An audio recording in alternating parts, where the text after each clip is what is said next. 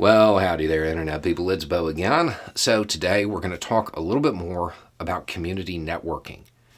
And we're going to focus on a question that always comes up whenever I talk about this. It's normally the first question I get from somebody after I'm done.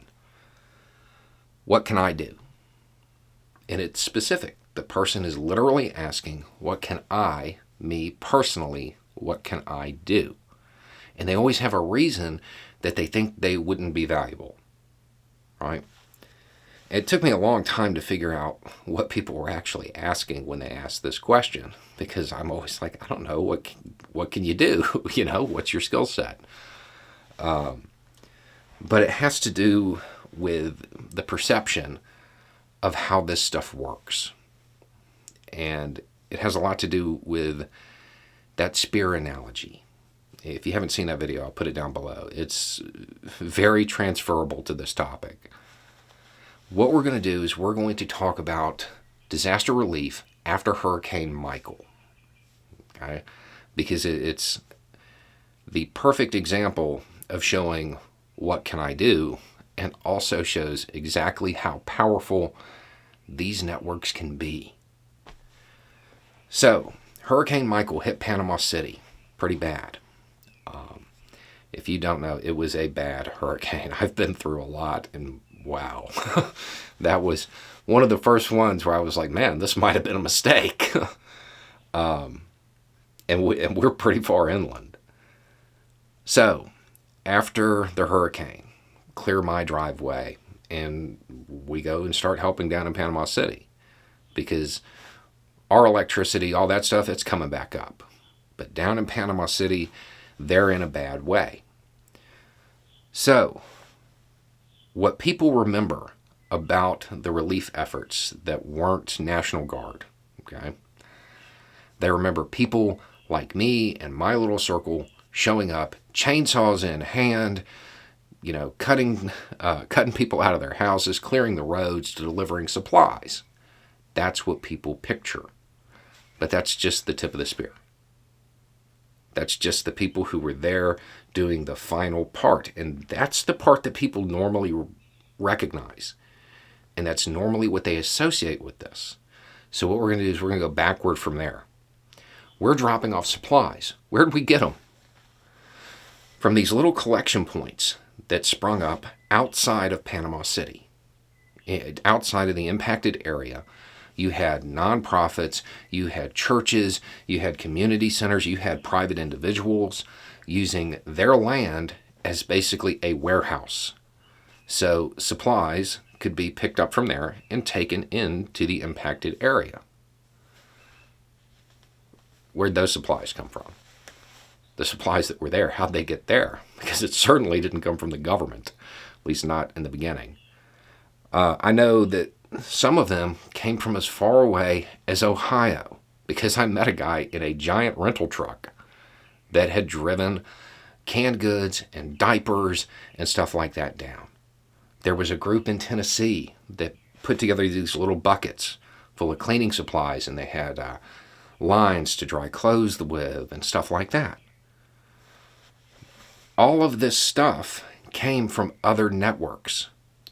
The little collection points, those were somebody's network. They may not think of themselves as a community network, but when the need arose, they became one.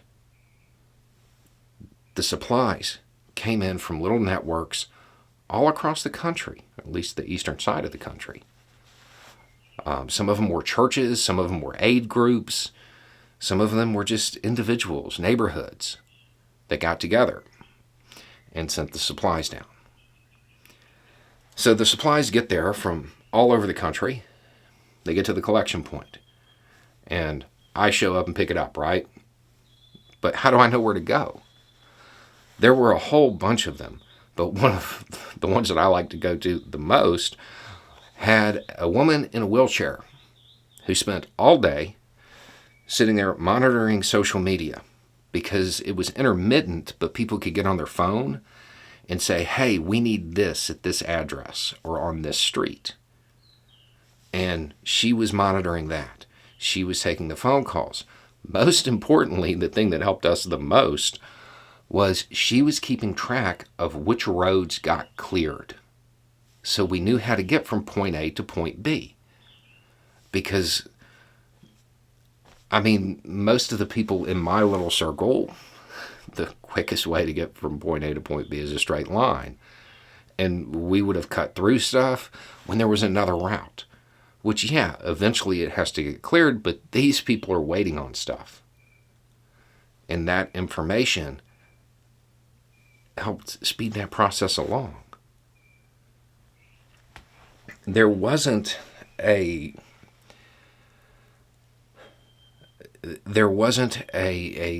any skill that didn't get used during that.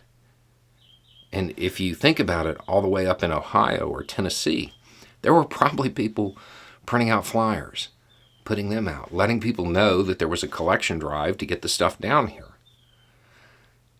It's all a matter of what skills you have and how you can use them in the situation at hand.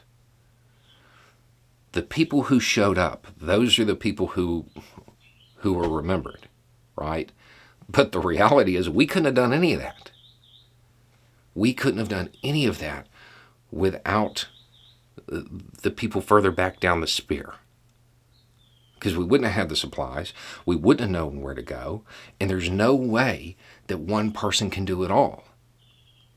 And if it was just our little network and we tried to divide up all of those tasks amongst ourselves, sure, we could have done it, but it would have been a lot harder. And the better use for people like the people in my network is to send them into the middle of, things that aren't so great.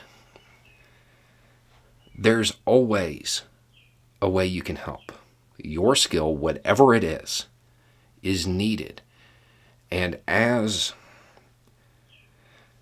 the United States goes the direction it certainly appears to be going, it's all going to be needed. And it doesn't matter what it is you're good at. It's a matter of applying what you're good at to making things better for everybody. That is, without a doubt, the most common question I get. When this topic comes up, it's always, well, I don't really know how to do any of this. Okay, you don't have to know how to run a chainsaw.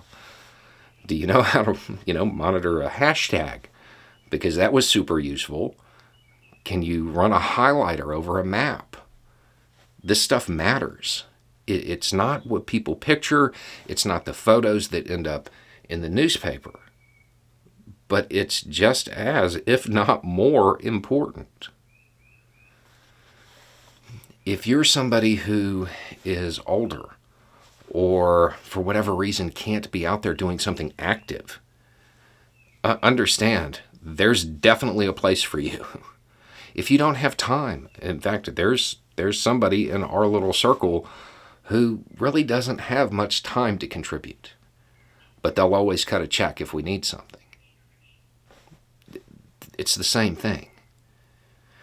What your skills are, what your gifts are, they contribute to this. That little network of people can accomplish a lot.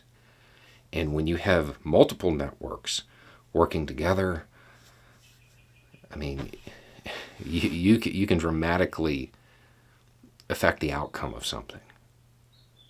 And we're going to need to start doing that.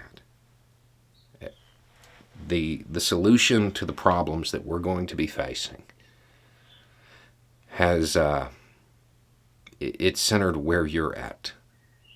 It's not in DC. Yeah, eventually that's where we have to get to.